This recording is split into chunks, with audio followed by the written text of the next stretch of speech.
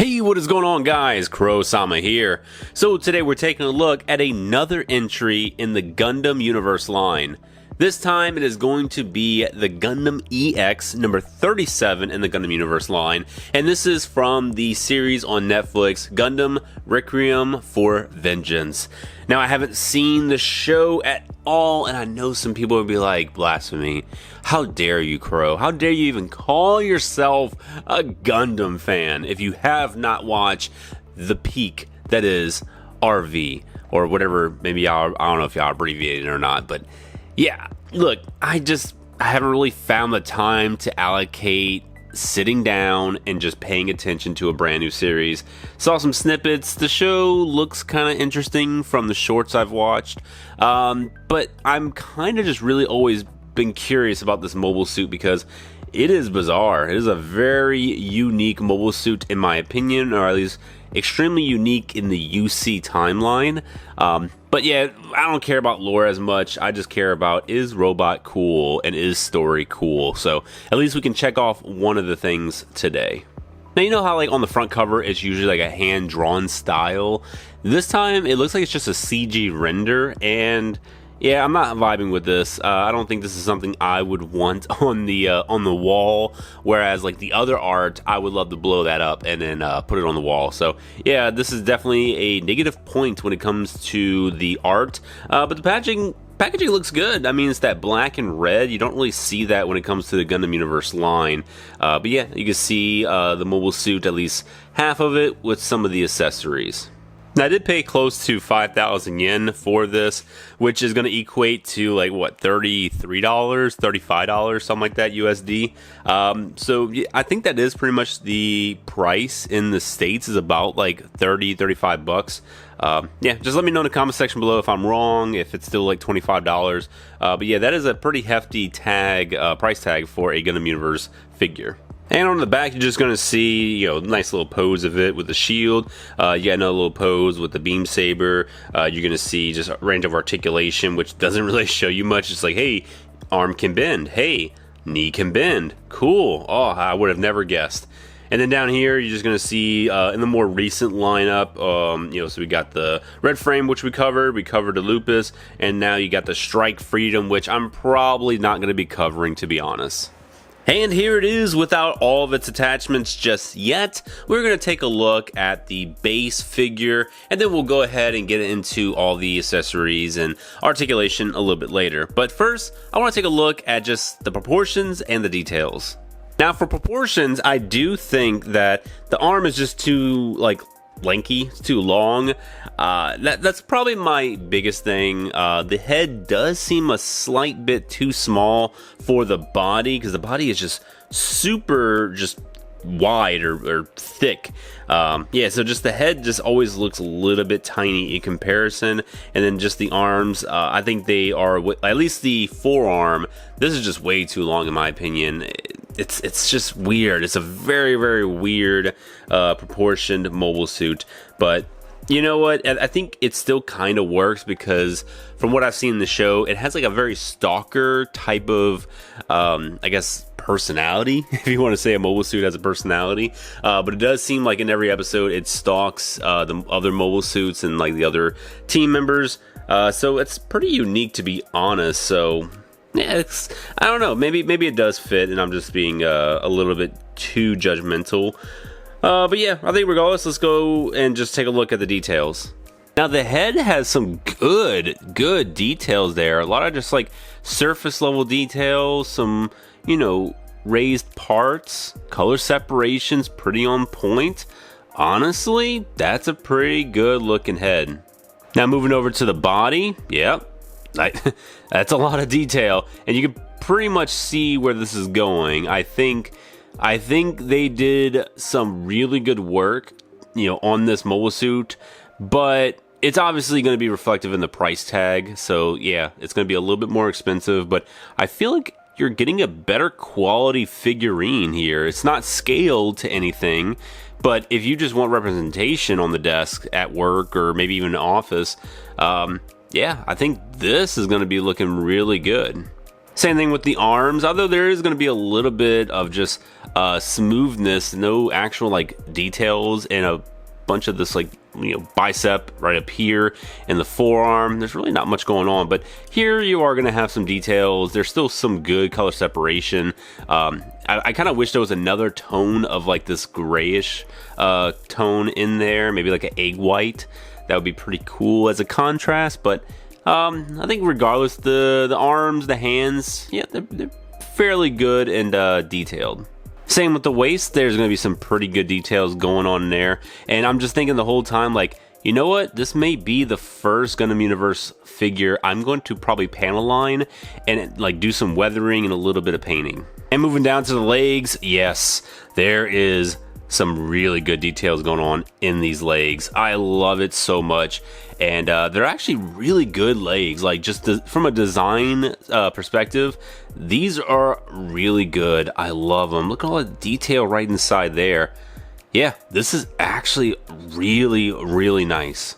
Now enough with the gushing over the details. Let's take a look at the articulation. So head is just going to be on a ball joint, so it is going to have a good range of movement. For the body and the torso, it's going to be on another little ball joint, but this time it's not going to have like a lot of crazy movement, because as soon as you do anything, this part just pops out like super easily. So you can actually just see right here, it can move back pretty far, but because of the armor, it's really not going to be like utilized. Yeah, so the armor is really just going to prevent it from moving back, and it can't really move forward that much, but it can turn a little bit side to side. But you're going to have to do a lot of moving of this piece to really achieve better articulation. Shoulder socket is going to be on a ball joint as well, so still decent range of movement. The shoulder armor can go up and down. You're going to have rotation right here at the bicep, bend right here, which is actually really good for the Gundam Universe line. It's a pretty significant bend. And then here is going to be another ball joint. Back thrusters can surprisingly move up and down. That kind of actually blew me away. Skirt's going to be on pegs, so they can move pretty much like how a peg would, back and forth, up and down, but the back skirts cannot move. Hip joint can go up and down. There's going to be a bit of a rotation here. Not a crazy knee bend. It's looking pretty much going to be 90 degrees. And then multiple ball joints here for the foot, but it's still going to be able to get some pretty good tilts right there. So yeah, poses are going to be crazy. So first up is going to be the beam sabers, and yes, all of these beam saber hilts are going to be removable, and it is going to come with the beam saber effect parts, so we'll be seeing that in a bit.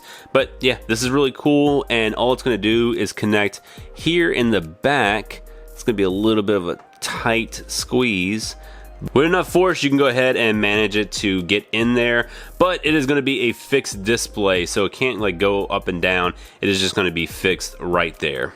Now, if you want to start wielding the beam sabers, on the right hand, you are going to have an accessory holding hand that is going to be a trigger finger hand. So this is obviously for the beam rifle, but obviously you could just put the beam saber in there. It's fine. And for the left hand, you are going to have, your more standard accessory holding hand. Now, it is going to come with 2 beam saber effect parts.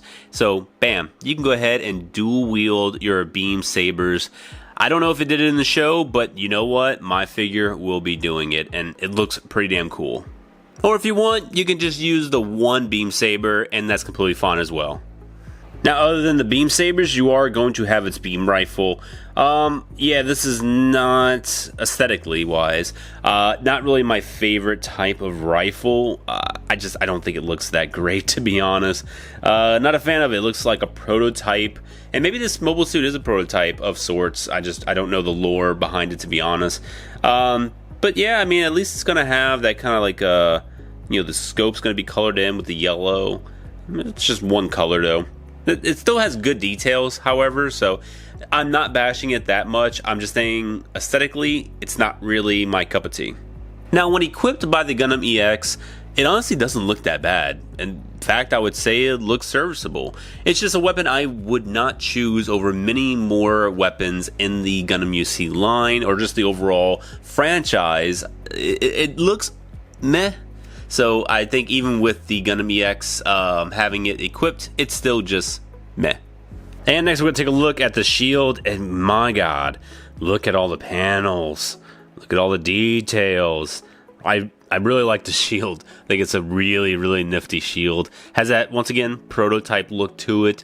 Very unique. I want to panel line this so bad. It looks like it's screaming to be detailed and just, covered with like soot and, or, mud and various other dirty aesthetics. I'm probably going to be doing that with this. It'll be like a little tiny project, nothing I'm going to make a video about. I'll just kind of do it and maybe post it on Twitter.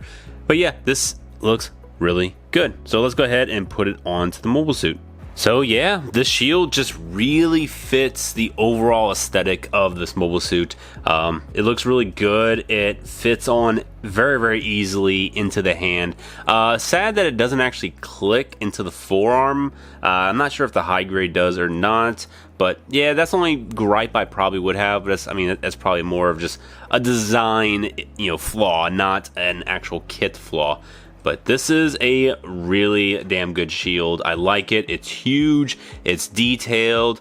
I mean, yeah, I think they did a great job with this accessory. And the last thing I'm going to mention is going to be a stand adapter. Alright, so I'm just going to jump straight into my final thoughts on this figure. Look, it's fucking great. It's honestly a great figure. I caught myself kind of playing with it a little bit more and losing a little bit of track of time right before I got into my final thoughts, because every time I do a review there's a lot of just break in between each segment because I really want to like play with it if I didn't get a chance to do that already. So I was just playing with this figure for a little bit too long before I got to the final thoughts, putting in some neat little poses, and I was just like, yeah, this is a really nice figure. I'm probably going to bring it to work and put it on my work shelf, just that way it could be a talking piece, because a lot of people stop by my office and I have like some Beyblades that are like, oh man, Beyblades, and I'll have like a Zoid and they're like, oh shit, I remember Zoids. I got an Evangelion thing, I got some Gundams, like I got a lot of stuff going on in my office that's kind of like a little icebreaker or just some kind of conversation starter, and I'm always hearing people like saying like, damn, Gunny's office is pretty damn cool. So I'm always appreciative whenever people, stop by and just kind of nerd out with me when it comes to these types of figures. And you know what? I've kind of started to change my tone when it comes to the Gundam Universe line. I used to really resent it a lot, and I kind of still do for their early line. But more recently, I've been really excited for these new figures. And whenever they have like the new like reboot version or the 1.5 version, 2.0, whatever they're calling it, I'm kind of excited to get my hands on those as well. So if this is anything to go by, like, I don't mind paying the extra like 500 to 1,000 yen for a figure like this, because this is something that I could probably even hand to my kid. He can get a little rough with and introduce him to Gundam in this capacity, vice giving him a model kit and he's definitely 1% going to destroy it. So yeah, it's a pick and choose battle kind of thing. Like, what do you really want? Do you want instant satisfaction and get this? Whereas, do you want to get a model kit, spend a lot of time on it, and really maybe detail it? But for those who are just out-of-box builders, maybe that's not the avenue, depending on what type of kit it is. A lot of the older high grades may not be that great in comparison to the Gundam Universe line. Like, i.e., I think the high grade red frame is not that great. It's okay, but I don't think it's aesthetically that great looking, and it does require a little bit of work to make it better. Whereas the Gundam Universe one, it's not that bad. I mean, if you want just red frame, astray representation, hey, I'd probably just argue if you want something that's cheap on the affordable side, go Gundam Universe. Otherwise, yeah, maybe get the RG or get the MG. Those are going to be better, but a little bit more pricey. Well, that pretty much wraps it up for me, guys. Thank you all for watching, and I would like to know your opinion on not only the Gundam Universe line currently, but let me know what your thoughts are on this design. Is it something that is a little bit more divisive for you, that's just maybe not resonating with you as it is, or as other Gundams have in the past? Let me know in the comment section below. And if you can, hey, throw me a like, subscribe if you are interested in watching more Gundam goodness when it comes to either the anime, we're doing, toy coverage, and we're doing TCG coverage. We're doing the whole shebang here, and I definitely want to do some video game stuff in the future, but really it's just kind of Gundam Breaker, but maybe I'll do some Arsenal base in the future. We'll see. But yeah, that's it for me, guys. Thank you all for watching, and I'll be seeing you in the next Crow-sama review. Bye-bye.